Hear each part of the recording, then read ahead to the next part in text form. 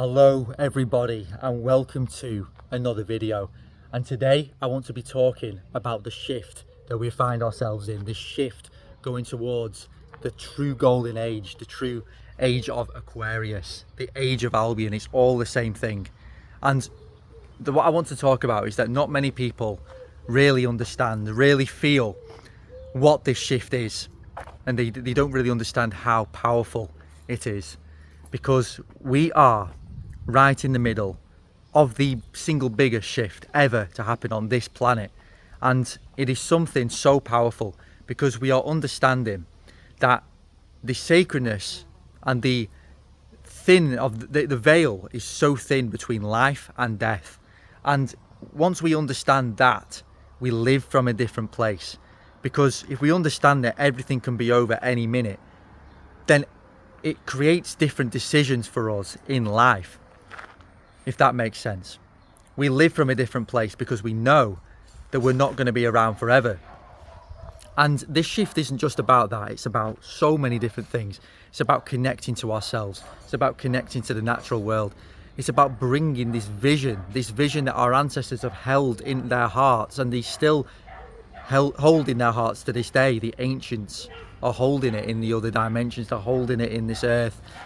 They are holding the vision that one day humans can live in true peace and harmony with ourselves and with the natural world and with our brothers and sisters all around the world. But the controllers, what I like to call them, the controllers, because really it's the people that are creating their own reality, and it always has been.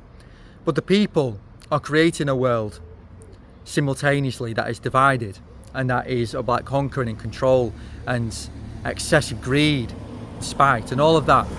But what we're doing is we are trying to dissolve these paradigms, and we're stepping into a new timeline, because this age that we're going into is the age of Aquarius. It's the water bearer, and the water bearer is a divine feminine state, or a feminine state, more of a feminine state. But it's not to say that masculine is not going to be involved. That is completely wrong. It's a balance of the two. It's the feminine is about stepping away from that excessive control that we've had over the past, I don't know how long it's been, hundreds of thousands of years, not hundreds to thousands of years, I believe, of this state of excessive control. And we are now stepping into a lighter, a softer, a surrender type world. We are beginning to have the ability to trust ourselves once again, to trust in things that go beyond our comprehension. And I give an example. I'm working on the van right now, and things keep going wrong with the van itself, and I am having to go through this test of faith, test of trust, because I know what's on the other side is in my heart. The vision that I have in my heart is going to be manifested in physical form once I learn to fully 100% trust in the divine, in myself, because the divine has given me so many reasons to trust. Things happening all the time, synchronicities happening every day. Even today, being here at I'm in Great Budworth today. I did a video last week. There's a sacred spring at the bottom of the road that I've just filled up so many bottles of water, and this is an incredible place that I found synchronistically from somebody who I know, have told me about this place, who I met through a synchronistic event at an organic shop at Manic Organic in Scarisbrick, which is again a fantastic place where synchronistic events always happen because the place is aligned with the truth. It's an organic shop growing organic fruits and veg, and it's aligned with the truth of life. So that proves that when you're aligned with yourself, you experience aligned things in life.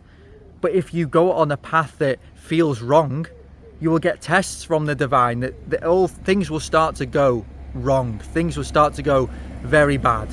You'll start to get ill. You'll start to feel not yourself, because the divine pushes you into the right path, because you're going off track.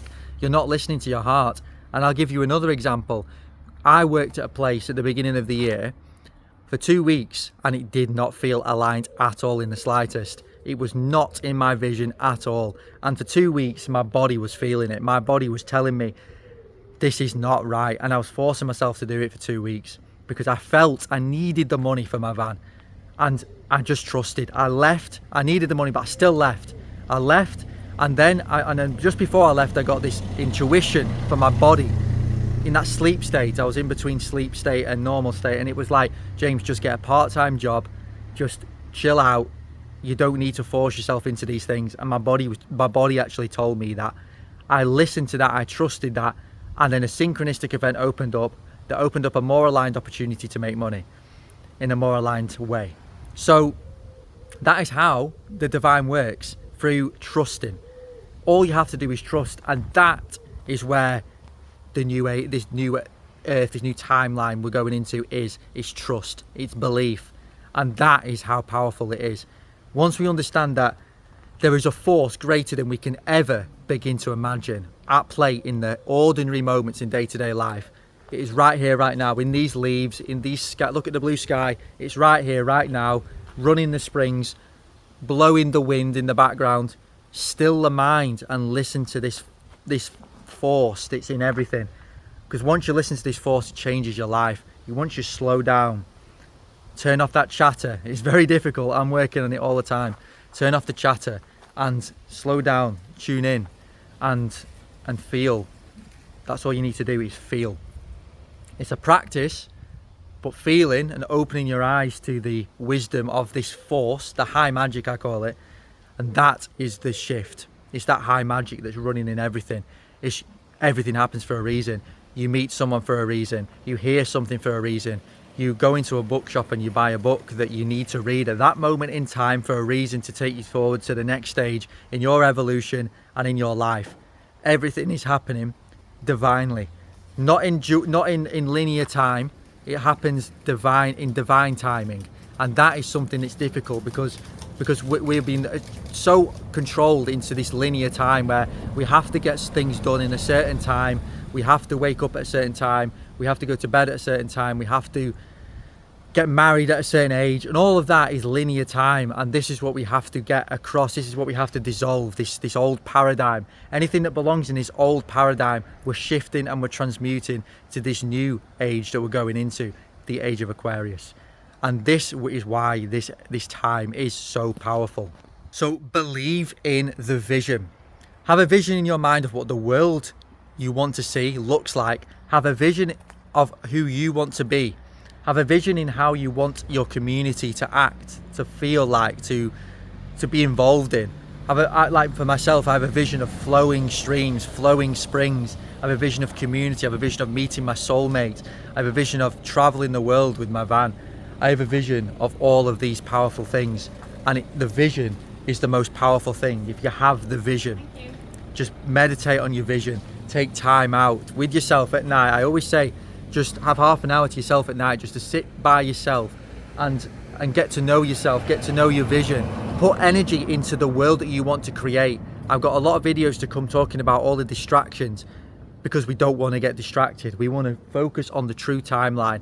We don't want to get caught up in the fear. We don't want to get caught up in the control or the wrong visions. Anything that's putting your vision on the fear or the negativity that they say is going to happen is taking you away from your power in the moment, and it's taken away from the vision.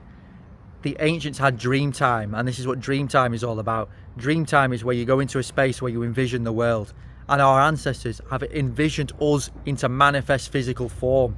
They have actually created us. They have literally created us with, generations after generations, to be born in physical matter, but they've also created us in their minds. As is, when they've been meditating in these dreamtime spaces, they've manifested this generation because they've been so connected to their hearts that they knew that a time would come when humanity would finally come together. And this is what the eagle and condor prophecy is all about, that I talk about in the documentary, is when the eagle and the condor finally fly together, peace will reign on earth forever. And this is what they have envisioned all their lives, and for generations for thousands of years, they have felt this shift, and we're living it. What a time to be alive it is. We are in the goal. We are in the precipice of the new dawn, the golden time that we're going to be living in. And what a time to be human. So treat every day as sacred. Try your best to see the negatives as tests and not negatives, because our rational mind is programmed to believe that negatives are negatives, when really negatives are tests and negatives are part of the evolution. It's all about a quest. It's like all the Knights of the Round Table, all their quests to go on to fulfill their destinies. And we're on our own quests right now, our individual quests, shaped by us, by the divine, by our higher selves, to go forward into this new time as the highest version of ourselves. So thank you very much for watching to this video, everybody, and I'll see you on the next video. Plenty more to come like this. My channel is going to change shape at the moment. I'm going to be doing a lot more videos like this, talking like I am now in beautiful places. Let's build this world together. Thank you very much for watching, everybody. Have a good day.